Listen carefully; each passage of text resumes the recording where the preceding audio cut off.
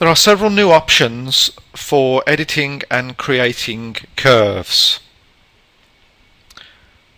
These include the ability to quickly insert and edit multiple fillets within a composite curve containing lines and arcs, an improved and more accurate method of editing the tangency and magnitude of points within a Bezier curve, and finally the ability to repoint curves. So let's have a look at these new functions in a little bit more detail. So here we have on the screen a single pattern with multiple segments. So I'm going to go into the curve editor, and the first new function we're going to look at within the curve editor is the ability to insert and edit fillets within a composite curve.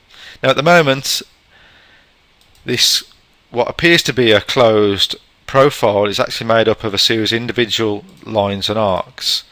So before we can actually insert and edit fillets, we need to convert this into a composite curve. So we simply select it and merge the selected segments into a single curve, and this is a single curve made up of arcs and lines. So now when we select the curve, you can see the insert and edit fillets command becomes available. If this curve contained lines, arcs and maybe Bezier spans, then this would not be editable using the insert and edit fillets command. But because it only contains lines and arcs, we can come into insert and edit fillets, and by default the command works on existing fillets within the profile and discontinuities. So if I change this to say 15, you will notice that all discontinuities have been filleted, plus the existing radius fillets have been modified to 15. Okay, so sharp corners and existing fillets are modified.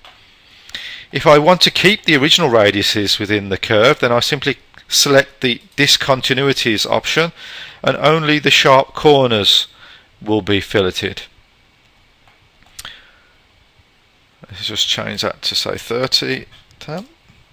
And finally, if I only want to choose one or two corners or one or two fillets to modify, then I simply go back to selected and just click on whichever corner I want, including sharp corners and fillets. Let's make that smaller so we can see it. Let's make that 6,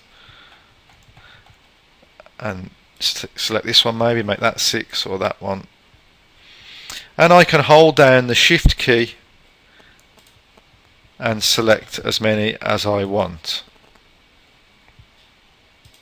like so.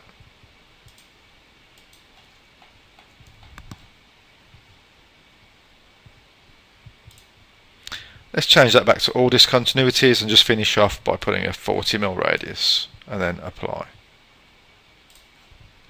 and close. Okay, so that's the first of the new functions. The second new function within the curve editor is the improved Bezier tangent editor. So this works on the points within a Bezier curve. So if I select a point, you can see that the option becomes available, edit the tangents. In previous versions of PowerMILL, we could edit the tangents by graphically dragging and dynamically moving the control points. However, this was not an accurate, precise way of editing the tangent and magnitude. So let's undo that and get back to the original shape and select the point again. Now we have a form very similar to the form that you will see in PowerShape, where we can edit the tangent before and after the point, and also the magnitude before and after the point. So for example, we can simply scale the magnitude if we wanted to, or specify a specific scale such as 2, so double the magnitude, and then we'll just set that back to 3. Likewise with the actual tangency direction, we can use one of several options. We can straighten the tangency, for example. Let's just free that back again. Or we can specify an azimuth and elevation. Let's change the azimuth to 45 degrees. Example, let's just cancel that. Or even specify an IJK value based upon a workspace. If we want to do more than one point at the same time, we can do that by simply shift selecting multiple points, and then we can straighten all those points in one go. So that's the improved tangency editor. The final new function within the curve editor we're going to look at is the repoint curve option.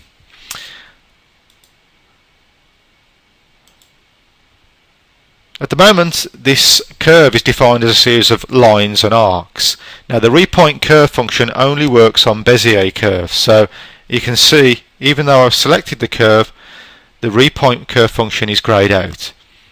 If I wanted to edit this curve, edit the points in this curve, I would have to convert it into a Bezier curve or edit it as a Bezier curve.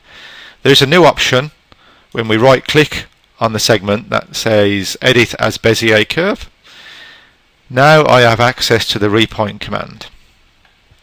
So you can see the default number of points is 6, so it's actually repointed the curve to have 6 points, and because by default it doesn't maintain discontinuities, you can see the shape has changed quite dramatically. If I click on this option to select discontinuities, it will automatically find all the discontinuities and make sure those points are kept, and it will repoint in between. So obviously there's still not enough points to hold the shape, so let's increase that to say 20 tab, and that gives me a much more accurate comparison to the original curve.